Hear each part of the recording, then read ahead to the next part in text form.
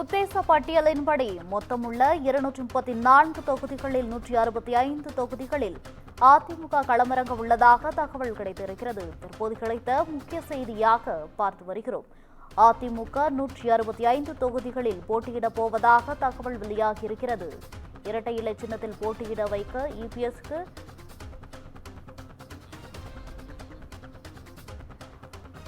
உத்தேச பட்டியலின்படி மொத்தமுள்ள 234 தொகுதிகளில் 165இல் அதிமுக களமிறங்க உள்ளதாக தகவல் கிடைத்திருக்கிறது. இதுகுறித்த கூடுதல் விவரங்களுடன் இணைகிறார் எமது சிறப்பு செய்தியாளர் காயத்ரி அவர்கள்.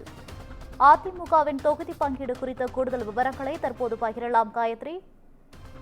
வணக்கம் கோகிலா. அதிமுக கூட்டணி தொகுதி பங்கீடானது தற்பொழுது வரை இறுதி செய்யப்படவில்லை. ஆனால் என்டிஏ கூட்டணியின் உத்தேச பட்டியலானது வெளியாகி இருப்பதாக தகவல் வெளியாகியிருக்கிறது. குறிப்பாக இதில் 234 தொகுதிகளில் 165 இடங்களில் அதிமுக களம் காண உள்ளதாகவும் தகவல் வெளியாகி இருக்கிறது.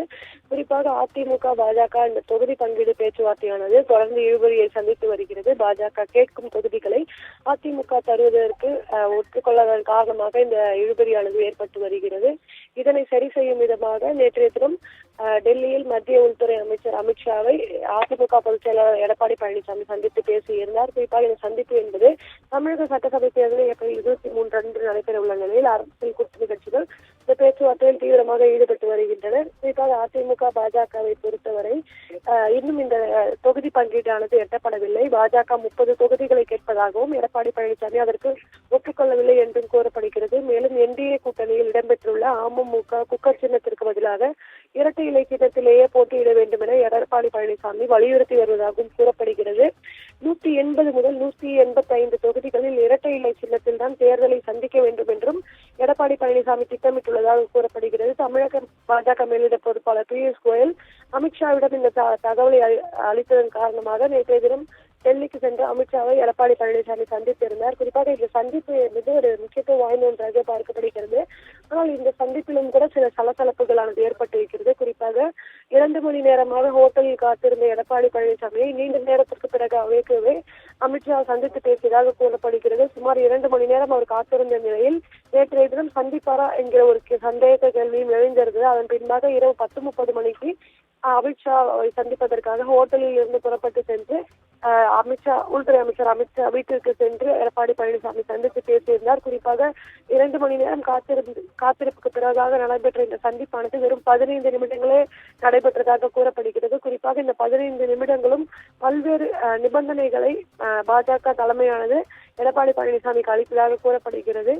இந்த நிலையில்தான் தற்போது இந்த உத்தேச பட்டியல் என்கிற ஒரு தகவலானது வெளியாகி இருக்கிறது. இந்த உத்தேச பட்டியலை பொறுத்தவரை என்டிஏ கூட்டணியில் அதாவது 165 இடங்களை அதிமுக போட்டியிடும் என்கிற அடிப்படையில் ஒரு உத்தேச பட்டியலானது வெளியிடப்பட்டிருக்கிறது. அதன்படி பார்த்தோமே ஆனால் 234 தொகுதிகளில் 165 தொகுதிகளில் அதிமுக களம் காண உள்ளதாகவும் இது கூட்டணியில் அதன் முதன்மை நிலையை உறுதிப்படுத்தும் முயற்சியாக பார்க்கப்படுகிறது. பாஜக சார்பில் 31 தொகுதிகளிலும் அமமுக 9 தொகுதிகளிலும் தமாக தமிழ் மாநில காங்கிரஸ் கட்சி 4 தொகுதிகளிலும் போட்டியிட முடிவு செய்யப்பட்டுள்ளதாக அந்த உத்தேச பட்டியலில் தகவல் வெளியாகி இருக்கிறது.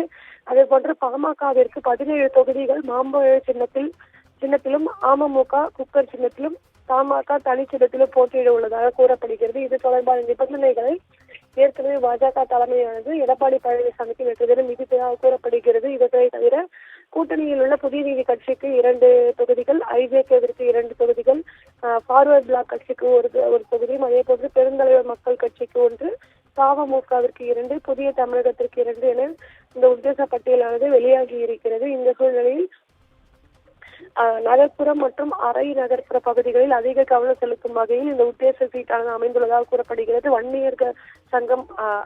வன்னியர்கள் சமூகத்தினர் அதிகம் உள்ள பகுதிகளில் பாமகவை வலுவாக செயல்படும் வகையில் இந்த ஒதுக்கீடானது இருக்கலாம் என அரசியல் மதிப்பீடுகள் கூறுகின்றன. டிடிவி தினகரனுக்கு 9 தொகுதிகள் வரை வழங்கப்படலாம் என்பதால் கூட்டணிக்குள் பல்வேறு வாக்கு வங்கிகளை ஒருங்கிணைக்க முயற்சி நடைபெறுவதாக பாஜக தலைமை சார்பில் தெரிவிக்கப்பட்டிருக்கிறது. இந்த உத்தேச பட்டியலை ஏற்கும் பட்சத்தில் அதிமுக போட்டியிடும் தொகுதிகளின் எண்ணிக்கை கணிசமாக குறைய வாய்ப்பு இருப்பதாக கூறப்படுகிறது. இந்த முறை 170 தொகுதிகளுக்கு குறையாமல் போட்டியிட வேண்டும் என எடப்பாடி பழனிசாமி திட்டம் ஒன்றை வைத்திருந்தார். ஆனால் பாஜக தலைமை சார்பில் 165 இடங்களில் போட்டியிட வேண்டும் என்கிற அடிப்படையில் ஒரு நிபந்தனையானது வைக்கப்பட்டதாக கூறப்படுகிறது. அது மட்டுமின்றி நகர்ப்புறங்களில் பாஜக கவனம் செலுத்துவதன் மூலம் ஒரு புதிய வாக்கு வங்கியை உருவெடுக்க முடியும் என்பது என்பது அவர்களது திட்டமாக இருக்கிறது. இத்தனை கட்சிகளையும் அரவணைத்துக் கொண்டு அதிமுக தனது முதன்மை நிலைப்பாட்டை எப்படி தக்க வைக்கப் போகிறது என்பதுதான் இப்பொழுது கேள்விக்குறியாகவே பார்க்கப்படுகிறது. இந்த உத்தேச பட்டியல் இன்னும் அதிகாரப்பூர்வமாக அறிவிக்கப்படவில்லை என்றாலும் திரைமறைவில் நடக்கும் இந்த பேச்சுவார்த்தையை தமிழக தேர்தல் களம் ஒரு பெரிய மாற்றத்தை நோக்கி நகர்வதை உறுதி செய்வதாகவே இருக்கிறது. இது ஒரு உத்தேச பட்டியல் என்றால் அன்புமணி ராமதாஸ் மற்றும் டிடிவி தினகரன் ஆகியோருடன் டெல்லியில் இன்று அமித்ஷா பேச்சுவார்த்தை நடத்த இருக்கிறார். இதற்காக ஏற்கனவே அன்புமணி ராமதாஸ் சென்னையிலிருந்து டெல்லி புறப்பட்டு சென்றிருக்கிறார். டிடிவி தினகரனும் செல்ல இருப்பதாக கூறப்படுகிறது. அதே போன்று பாஜக மாநில தலைவர் நயினார் நாகேந்திரனுக்கும் அழைப்பானது விடுக்கப்பட்டிருக்கிறது. இந்த சூழ்நிலையில் அமித்ஷா ஏற்கனவே எடப்பாடி பழனிசாமியுடன் பேச்சுவார்த்தை நடத்தி பல்வேறு நிபந்தனைகளை வைத்துள்ளதாக கூறப்படுகிறது. அதன் தொடர்ச்சியாகவே டிடிவி தினகரன் அதே போன்று அன்புமணி ஆகியோருடனும் பேச்சுவார்த்தை நடைபெறும் என்று கூறப்படுகிறது. அது மட்டுமின்றி அதிமுக சார்பில் 185 தொகுதிகளிலாவது இந்த இரட்டை இலை சின்னத்தில் போட்டியிட வேண்டும் என்று எடப்பாடி பழனிசாமியின் கோரிக்கையானது பாஜக தலைமையிலிருந்து மறுக்கப்பட்டுள்ளதாக கூறப்படுகிறது. குறிப்பாக அவரவர் கட்சி சின்னத்திலேயே போட்டியிட வேண்டும் என்கிற அடிப்படையில் பாஜக சார்பில் ஒரு நிபந்தனையானது வைக்கப்பட்டுள்ளதாகவும் அதே போன்று சிறு கட்சிகள் தாமரை சின்னத்தில் போட்டியிட வைக்கும் வகையில் நடவடிக்கை எடுக்க வேண்டும் என்றும் எடப்பாடி பழனிசாமிக்கு நிபந்தனை வைக்கப்பட்டுள்ளதாக கூறப்படுகிறது. எனவே இந்த உத்தேச பட்டியல் இதுதான் இறுதி பட்டியலா என்பது இன்னும் 1 நாட்களுக்குள் தெரிய வரும் கோகிலா.